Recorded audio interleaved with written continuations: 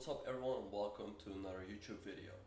In this video I want to go over a game between my buddy Nikolas Theodorou, also known as Kriari, and GothamChess, Levy Rozman. So the game was played at the Charlotte Labor Day GM tournament.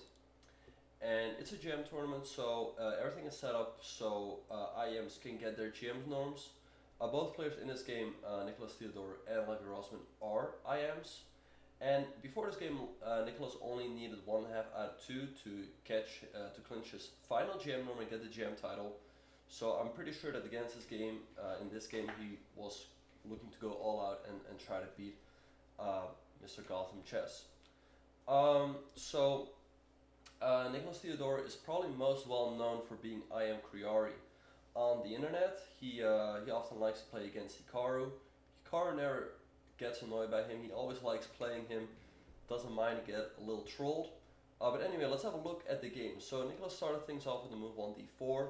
Levy played knight f6, knight f3, e6, c4, and b6. And this is called the Queen's Indian.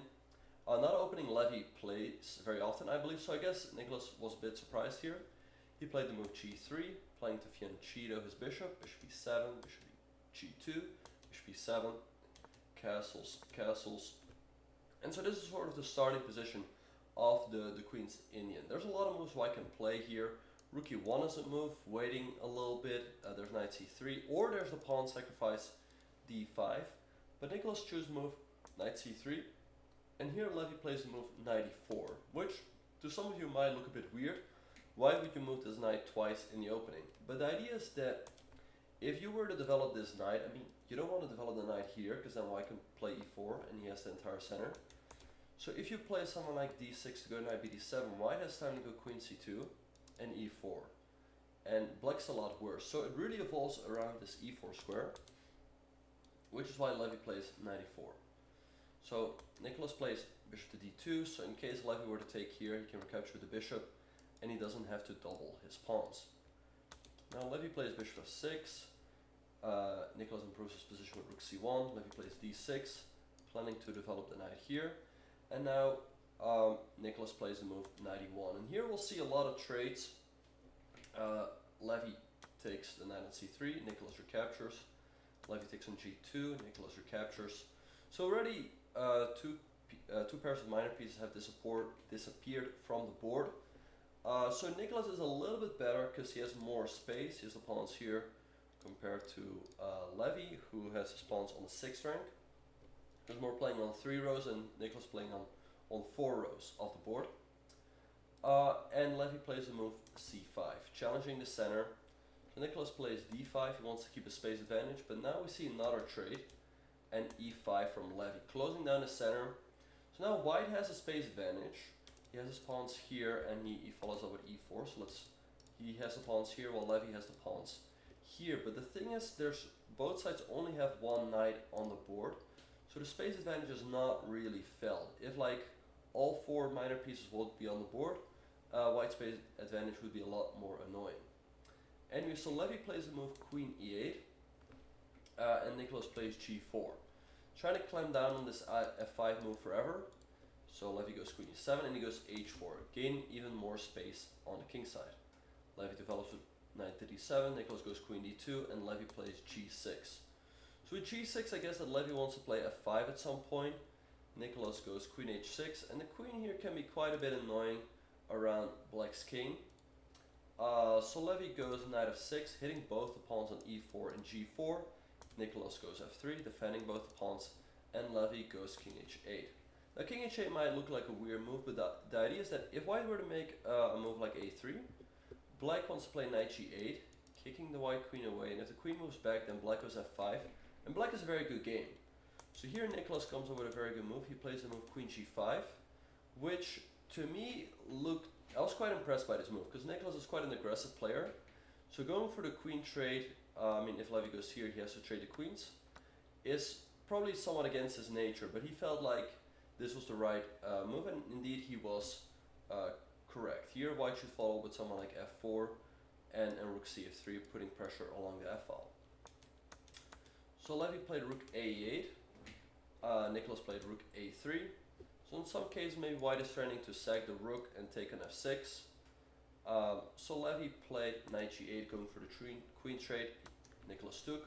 Now you cannot take with a knight because that hangs this pawn. So Levy recaptured the rook, defending the pawn. And Nikolas went knight e3. Once again, trying to control this f5 break. So white is still quite a lot better because, once again, he has way more space. Black is a very tough time maneuvering. So Levy played knight f6, knight e1.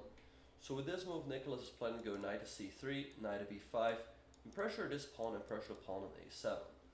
So Levy goes rook a8, preemptively defending this pawn. Nikolas goes knight c3, h5 by Levy, hitting the pawn on g4. So Nikolas goes g5, kicking the knight away, knight e8, and rook b1. So Nikolas wants to break things open with the move b4. So here Levy goes a5, stopping the b4 break.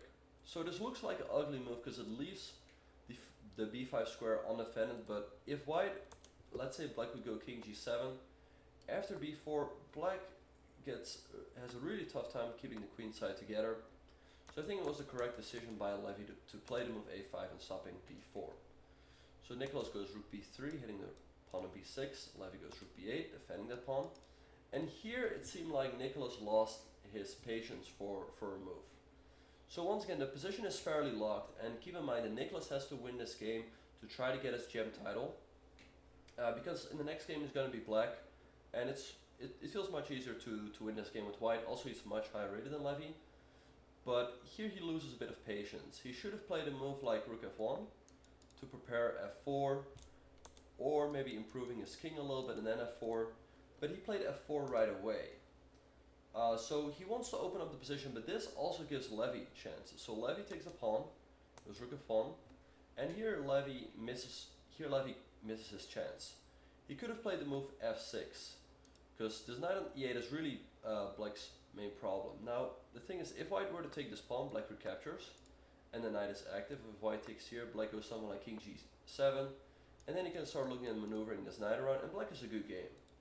And the problem for white is that if he just recaptures on f4, now black can take here, and if you recapture, black has rook e5, and suddenly this pawn on g5 is lost. You cannot defend it, and black will get two passers over here with a much better position. So Levy misses his chance there to not only equalize the game, but also get chances to win. Instead of that, he plays the move a4. So with the move a4, he's hitting the rook.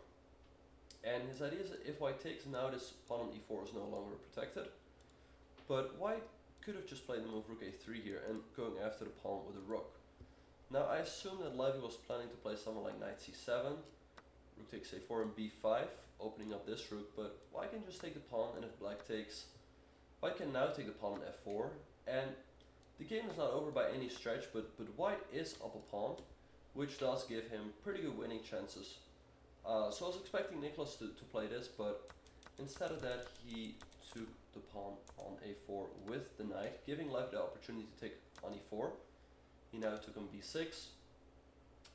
Levy went rook a8, hitting the knight. So Nikolas played b3, defending this pawn and the knight.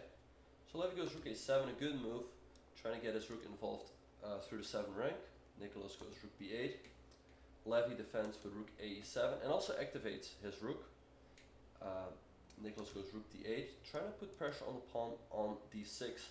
And here Levy makes a mistake. He plays the move king h7. It looks like a very logical move. He wants to be able to go knight g7 and knight f5, but it seems like he's a bit too slow.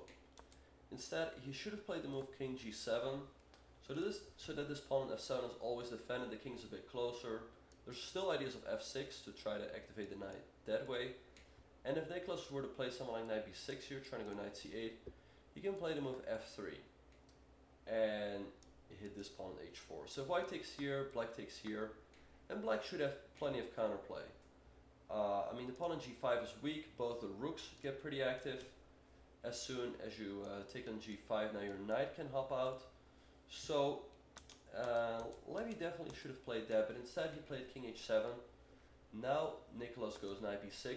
He wants to go knight to c8, hitting the rook on e7 and the pawn on d6. Levy goes rook a7, kind of a bit of a, I don't know how to call this. It sort of misses the it doesn't hit the nail on its head, let's put it that way.